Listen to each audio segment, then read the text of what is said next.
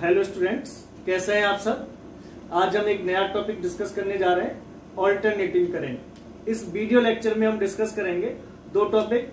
First is average value of AC and second one is RMS value of AC. तो देखिए मेरे साथ, topic is alternating current, जिसमें हम पढ़ेंगे आज average value of AC, value of AC, और सेकंड हम डिस्कस करेंगे आरएमएस वैल्यू ऑफ एसी। बहुत ही इंपॉर्टेंट टॉपिक है, आसान टॉपिक है। तो सबसे पहले हम बात कर रहे हैं ऑल्टरनेटिंग करंट होता क्या है। मित्रों, ऐसा करंट जिसका magnitude and direction periodically change होती है, उस करंट को हम कहते हैं ऑल्टरनेटिंग करंट। एक बार लिख लेते हैं इसे। The current whose magnitude and direction change periodically is called alternating current. A current in a circuit whose magnitude and direction change periodically is called alternating current. It is given by sine or cosine function of time. इसे हम sine और cosine function of time से represent करते हैं। जैसे I equal to क्या होता है, I not sine omega t, या हम कह सकते हैं I equal to I naught cos omega t. Where मित्रों, आई नॉट को हम कहते हैं maximum value of AC, maximum और पीक वैल्यू ऑफ एसी। और ये ओमेगा, इस ओमेगा को हम कहते हैं एंगुलर फ्रीक्वेंसी, एंगुलर फ्रीक्वेंसी। और इस ओमेगा की जो वैल्यू होती है, आप वेल नोन है, 2 पाई अपॉन कैपिटल टी। और वेयर टी क्या है यहां पर, टाइम पीरियड, टाइम पीरियड कहलाता है, टाइम पीरियड। अब यहां पे एक और ये टी, स्मॉल टी, इसको हम कहते हैं इंस्टेंटेनियस टाइम, इंस्टेंटेनियस टाइम। और ये बचता है आई, और इस आई को हम कहते हैं instantaneous of value of AC, instantaneous value of AC, alternating current की किसी टाइम पर वैल्यू। ये बात क्लियर हो गई। तो ऑल्टरनेटिंग करंट क्या है, a current in a circuit whose magnitude and direction change periodically is called AC. Same here, alternating voltage, voltage को हम V से नोट कर सकते हैं। V बराबर क्या होता है, V not sine omega T. अब आप देखिए, V नॉट का मतलब क्या है, जैसे I नॉट है मैक्सिमम और पीक वैल्यू ऑफ एसी, तो यहां पे आएगा मैक्सिमम और peak value of alternating voltage, V instantaneous value of voltage, omega angular frequency, सारे टर्म्स एज इट वही हैं। तो आपकी ये समझ में आ गया होगा ऑल्टरनेटिंग करंट क्या है। हटा दें ये, a current whose magnitude and direction change periodically means sinusoidally with time is called alternating current. तो मित्रों, हम एक और वैल्यू बात कर रहे हैं, टॉपिक ले रहे हैं average value of AC, average value of AC. एक बार देखिए, समझने का प्रयास करें। अभी मैंने बताया था आई बराबर क्या होता था, आई नॉट साइन ओमेगा टी। ये एसी का फॉर्मूला जो होता है, इक्वेशन होता है। और अगर मैं इसको ग्राफ पर रिप्रेजेंट करूं तो इस टाइप से ग्राफ आता है। ये जैसे ये आई और ये टाइम लेके चल रहे हैं। यहां पर t बराबर 0 है और ये t/4 हो गया, ये t/2, 3t/4 और ये t। तो आप देखें ये कंप्लीट साइकिल है, यहां तक ये हाफ साइकिल, ये नेक्स्ट हाफ साइकिल। तो फर्स्ट हाफ साइकिल कैसा है इसका? पॉजिटिव। नेक्स्ट हाफ साइकिल कैसा है? नेगेटिव। ये जो वैल्यू है यहाँ पर, ये पीक वैल्यू है, ये क्या कहलाती है? पीक वैल्यू, इसे हम I0 बोलते हैं। ये नीचे भी ये वाली वैल्यू भी क्या कहलाती है? I0। तो मैं क्या कर रहा था? First half cycle, first half cycle कैसा है? पॉजिटिव। नेक्स्ट हाफ साइकिल कैसा है जी? Negative, positive, negative. साइमल्टेनियसली आप देखेंगे जैसे जैसे मैक्सिमम होता जा रहा है, फिर आगे मिनिमम, सेम ईयर मैक्सिमम, फिर आगे मिनिमम। तो दोनों हाफ साइकिल का जो वेटेज है, अगर मैं एवरेज लूं तो एवरेज कितना आ जाएगा? एवरेज फॉर फुल साइकिल जितना पॉजिटिव है उतना ही नेगेटिव है, क्या आ जाएगा? 0। तो एक रिजल्ट क्या मिला मुझे? Average value of AC for complete cycle is 0। तो लेकिन तो हमने बात कर रहे हैं जी एवरेज वैल्यू ऑफ AC क्या है? तो एवरेज वैल्यू हम केवल हाफ साइकिल के लिए डिफाइन करते हैं। अब वो क्या हो सकता है ये आप समझने का प्रयास कीजिए। ये मैं हटा रहा हूं, तो यहां से हमें एक रिजल्ट मिला, average value of AC for complete cycle क्या होती है? 0। तो हम एवरेज वैल्यू किसके लिए निकालते हैं? केवल हाफ साइकिल के लिए निकालते हैं। तो मित्रों एवरेज वैल्यू होती क्या है, इसे समझने का प्रयास कीजिए। मान लीजिए एक सर्किट है, इस सर्किट में मैंने AC सप्लाई पास कराई फॉर टाइम t/2। कितने टाइम के लिए? t/2, हाफ साइकिल के लिए पास करा रहा हूं। और इस AC सप्लाई ने सर्किट में सपोज कीजिए Q चार्ज सेंड किया। कितना चार्ज सेंड कर पा रही है? Q। अब मैंने क्या किया, इस सर्किट में AC को रिप्लेस कर दिया किसके द्वारा? DC के द्वारा, कांस्टेंट सप्लाई के द्वारा रिप्लेस कर दिया। और मैंने कांस्टेंट सप्लाई DC पास कराई t/2 टाइम के लिए। अगर ये DC, देखिए मेरे वर्ड्स पर ध्यान दीजिए, अगर ये DC जो है t/2 टाइम में Q चार्ज सेंड कर पाती है तो that value of DC is called average value of AC। ये जो DC है इसी को हम क्या कह देते हैं? एवरेज वैल्यू ऑफ AC कहते हैं। बात क्लियर हुई? एक बार दोबारा सुनिए, मैंने एक सर्किट में t/2 टाइम के लिए AC पास कराई, AC ने कितना चार्ज सेंड किया? Q। अब मैंने इस AC को रिप्लेस कर दिया किसके द्वारा? DC के द्वारा। और इस DC को मैं t/2 टाइम में के लिए उसी सर्किट में पास करा रहा हूं। अगर ये DC कितना चार्ज सेंड कर पाती है? Q। तो that DC is equivalent to average value of AC। समझ में आ गया होगा? इसे एक बार लिख लेते हैं, देखिए, it is that steady current. Steady नहीं समझते हैं, डायरेक्ट करंट कह सकते हैं आप, constant current DC। It is that steady current which when passed in a circuit for a half time period of AC send same amount of charge, send same amount of charge as done by the AC in same circuit in same time।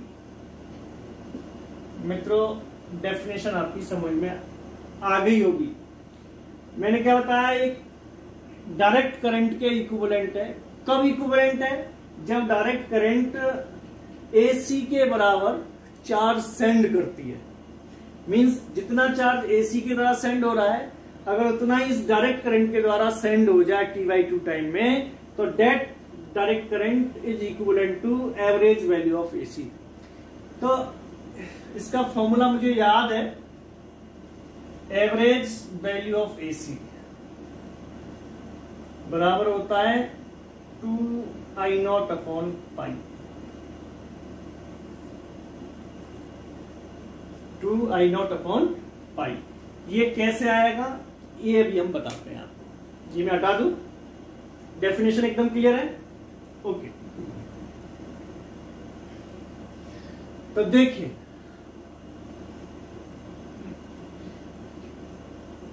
तो points पर ध्यान दीजिए। Suppose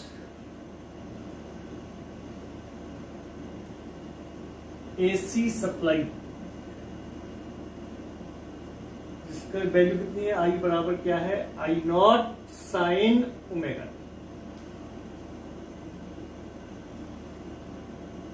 passed in a circuit. AC supply ये वाली पास हो रही किसी circuit में, तो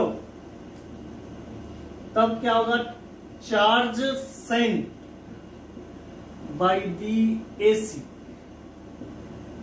AC means this value in time dt time में कितना चार्ज भेजा जाएगा।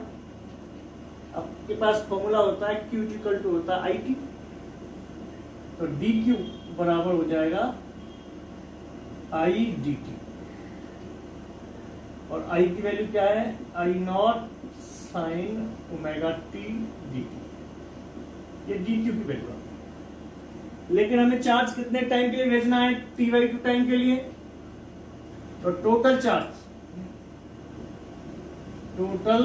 Charge sent by the AC in time t/2। तो इसको इंटीग्रेट करेंगे तो ये तक क्यों आ जाएगा, I0 कांस्टेंट है, 0 to t/2 sign omega T dt। मुझे नहीं लगता कि आपको कोई दिक्कत होगी। I0 कांस्टेंट है और साइन ओमेगा टी का इंटीग्रेशन होता है minus cos omega T upon omega, 0 to t/2। Minus बाहर ले लूं तो Q की वैल्यू आ गई, माइनस तो बाहर आ गया I0।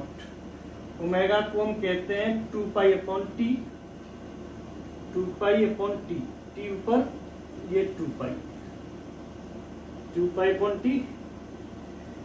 अच्छा, बेशक ओमेगा बाहर भी ले सकते थे, तो ऐसे लिख देता हूं मैं से, ओमेगा इज कांस्टेंट, I0 और 2π अपॉन टी, टी अपॉन 2π, ये आ गया। और बचता है यहाँ पे कॉस ओमेगा 2π अपॉन टी, और टी की जगह पे क्या रखेंगे, t/2 माइनस कॉस 0, टी से टी कैंसिल, 2 से 2 कैंसिल, कॉस पाई की वैल्यू होती है -1, कॉस 0 की वैल्यू 1, तो 1 और 1 हो गया -2, माइनस माइनस प्लस, 2 से 2 कैंसिल, तो Q की वैल्यू कितनी आ गई, I0 t अपॉन पाई। ये Q की वैल्यू आ गई, इक्वेशन 1 मान लीजिए।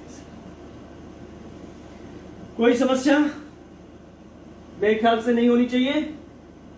तो ये AC के द्वारा चार्ज सेंड हुआ t/2 टाइम में Q, और the value of Q is I0 t upon pi. अब बात आती है कि DC कितना चार्ज भेजे। अगर DC सप्लाई भी इतना चार्ज भेज दे t/2 टाइम में, तो that DC is called average value of AC according to definition. अगर DC सप्लाई भी इसी के इक्विवेलेंट चार्ज भेजे, तो that DC is equivalent to average value of AC। तो मैं आपसे कहूं, मान लीजिए let IAB is the average value of AC।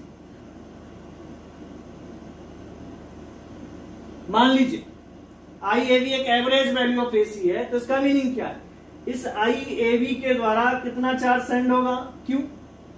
समझ में आ गया? That is Q is equal to क्या होता है, IT, I की वैल्यू I एवरेज, T की वैल्यू कितनी है, T/2, इक्वेशन 2।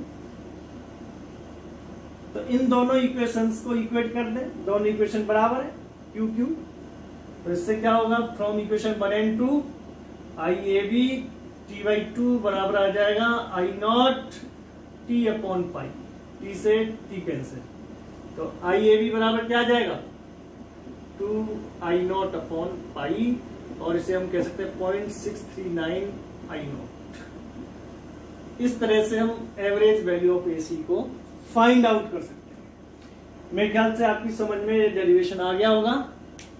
और सेम ईयर ये हटा दूंगा सब, हम average value of alternating voltage भी निकाल सकते हैं। सिमिलरली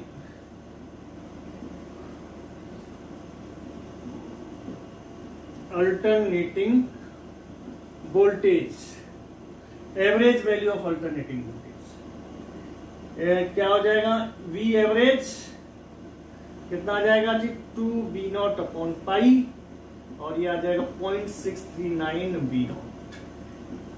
जैसे हमने करंट के लिए बात की, ऐसे हम वोल्टेज की बात कर सकते हैं। स्टार्ट कैसे करेंगे मैं आपको बताऊं। Q इक्वल टू क्या बताया था मैंने, IT, I की जगह पे क्या लिख रहे हैं यहाँ पे, D/R, dQ के लिए dt, ऐसे आ जाएगा। यहां से आप स्टार्ट करेंगे और ये वैल्यू आ जाएगी। मेरे ख्याल से डाउट नहीं होनी चाहिए, ठीक है। ये पहला टॉपिक हुआ हमारा एवरेज वैल्यू ऑफ AC। इसी तरह से हम बात करेंगे RMS वैल्यू ऑफ AC। देखिए बहुत ही इंपॉर्टेंट टॉपिक है, RMS value of AC, alternating current. जैसे एवरेज वैल्यू को हम केवल हाफ साइकिल के लिए मेजर कर पाते हैं, लेकिन RMS वैल्यू को हम फुल साइकिल के लिए मेजर करते हैं, और RMS वैल्यू ही ज्यादा यूज होती है बजाय एवरेज वैल्यू के। तो क्या होती है RMS वैल्यू, देखिए मेरे साथ। मान लीजिए एक रजिस्टर है ये, जिसका रेजिस्टेंस कितना है, R। मित्रों इस रजिस्टर में मैंने AC सप्लाई पास की 4 टाइम T, कंप्लीट साइकिल के लिए, फुल साइकिल के लिए मैंने AC पास की, और इस AC के द्वारा इस रजिस्टर में H हीट प्रोड्यूस हुई। कितनी हीट प्रोड्यूस हो रही है, H। फिर मैंने क्या किया, इस AC को रिप्लेस कर दिया DC सप्लाई के द्वारा, कांस्टेंट करंट के द्वारा, और कितने टाइम के लिए पास कराइए कांस्टेंट करंट, T टाइम के द्वारा, T टाइम के लिए पास कराइए।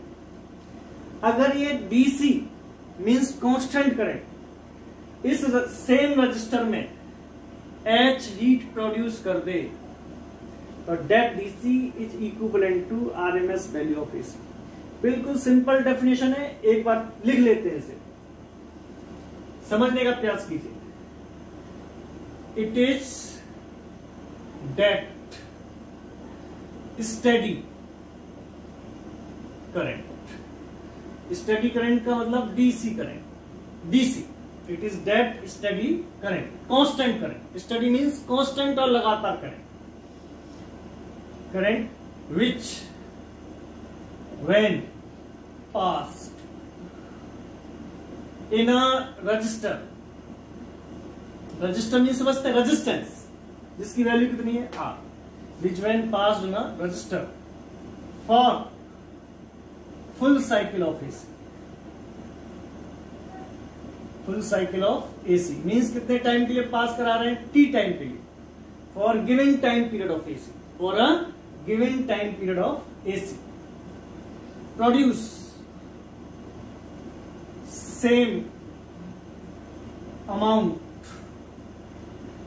of heat, produce same amount of heat as done by the AC in same register in same time। एक बार डेफिनेशन को दोबारा सुनिए मेरे साथ। मैंने किसी रजिस्टर में एसी पास कराई for a given time period of AC. इस एसी ने कितनी हीट पास की सर्किट में, इस रजिस्टर में एच। अगर मैं उसी रजिस्टर में एसी की जगह पे डीसी पास कराऊं for a given time period of AC, अगर ये डीसी भी एच हीट प्रोड्यूस कर रहा है तो हम कहते हैं that DC is equivalent to RMS value of AC. मेरे वर्ड्स आपकी समझ में आए होंगे। तो आई आरएमएस बराबर क्या होता है मित्रों, आई नॉट अपॉन √2। ये फॉर्मूला होता है 0.707 आई नॉट, ये इसकी वैल्यू होती है।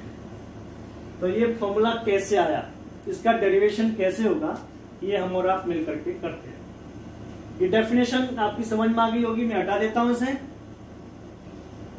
ओके, तो देखिए आरएमएस वैल्यू की डेरिवेशन हम कैसे कर पाते हैं। हम बात करें, suppose alternating current I equal to I not sine omega passed in a register R। तो मैं आपसे कहूं, when heat produced by the AC in the register or in time dt, in time dt कितना आएगा मित्रों, DH कह देता हूं। फॉर्मूला होता है I square R T, H equal to I square R T होता है। आई की वैल्यू मेरे पास कितनी, आई नॉट साइन ओमेगा। तो DH बराबर क्या आ जाएगा, I not square sine square omega T R D T. मुझे नहीं लगा कोई दिक्कत है यहाँ। तो हम हीट कितने टाइम के लिए निकालेंगे, टी टाइम के लिए। Total heat produce by the AC in time T given time period of AC. तो मैं मान लू एच आई नॉट कांस्टेंट है, आर कांस्टेंट है। Integration 0 to T sign square omega T D T. Sign square omega T का integration थोड़ा tough है, लेकिन आप ज्यादातर मैथमेटिक्स के हैं और जानते हैं इंटीग्रेशन। आई नॉट ये एडिट आएगा, इसको ब्रेक कर लीजिए, इसको ऐसे लिख दीजिए 0 to T 1 minus cos 2 omega T upon 2 sine square omega T का ये फॉर्मूला होता है। ठीक है, तो 2 भी बाहर आ जाएगा। तो h की वैल्यू क्या आ जाएगी, आई नॉट स्क्वायर आर अपॉन 2 तो बाहर आ गया। 0 टू टी 1 के साथ D T minus 0 to T cos 2 omega T D T. अब आपका आसान काम हो गया, अब नहीं कोई दिक्कत है। इसको यहाँ पे ब्रेक कर लिया, इसका इंटीग्रेशन करेंगे आप तो ये 0 आ जाएगा आफ्टर सॉल्विंग, लिमिट लगा के। और dt का क्या हो जाएगा t, तो h की वैल्यू क्या आ गई, I not square R T upon 2, equation 1 मान लीजिए। ये AC के द्वारा हीट प्रोड्यूस हुई सर्किट में t टाइम में। लेकिन डेफिनेशन क्या कहती है, ये हटा दूं। देखिए, अगर DC सप्लाई भी H हीट प्रोड्यूस कर दे गिवन टाइम पीरियड में, तो that DC is called RMS value of AC. तो मैं मान लेता हूं let I RMS is the RMS value of AC. तो मित्रों, ये जो आई आरएमएस है डीसी के इक्विवेलेंट है, या डीसी जो है इस आई आरएमएस के इक्विवेलेंट है। तो इस आई आरएमएस के द्वारा टी टाइम में कितनी हीट प्रोड्यूस होगी, एच। तो ये डीसी सप्लाई का फॉर्म है, मींस स्केलर क्वांटिटी है। तो H इक्वल टू क्या होगा, I square R T. I square R ये इस वाली के द्वारा हीट प्रोड्यूस होगी। क्यों? दोनों बराबर है, दोनों को इक्वेट कर दीजिए। इक्वेटिंग इक्वेशन 1 एंड 2, हमने 1 और 2 को इक्वेट कर रहे हैं, तो क्या होगा?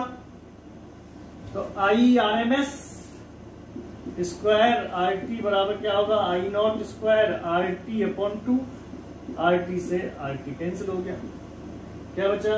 आई आर एम एस बराबर क्या होगा? आई नॉट और √2 बराबर 0.707 आई नॉट। ये डेरिवेशन हो गया। मेरे ख्याल से कहीं कोई दिक्कत नहीं आनी चाहिए। एक बार आप देखोगे दोबारा से इसको तो 100% आपकी समझ में आ जाएगा। और देखिए सिमिलरली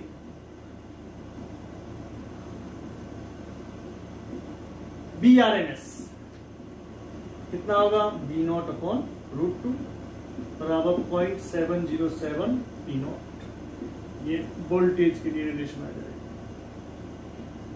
जैसे हमने करंट का किया ऐसे वोल्टेज के लिए डेरिवेशन करेंगे, ठीक है? तो ये आरएमएस वैल्यू और एवरेज वैल्यू आपकी समझ में आगे होंगे। ये बेसिक मैंने स्टार्ट किया। तो मित्रों, ऑल्टरनेटिंग करंट क्या है? A current in a circuit whose magnitude and direction change periodically is called alternating current. जो ऑल्टरनेटिंग करंट है ये वेक्टर के लॉज को फॉलो करती है, और जो डायरेक्ट करंट है ये स्केलर क्वांटिटी होती है। तो हम यहाँ पे ये डिफरेंस करने का प्रयास करेंगे।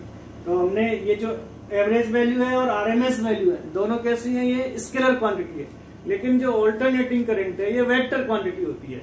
इस चीज को आप ध्यान रखेंगे, आगे के लेक्चर में ये आपकी समझ में आएगा जो मैं कहना चाह रहा हूँ। स्केलर क्वांटिटी और वेक्टर क्वांटिटी में डिफरेंस क्या होगा, ठीक है?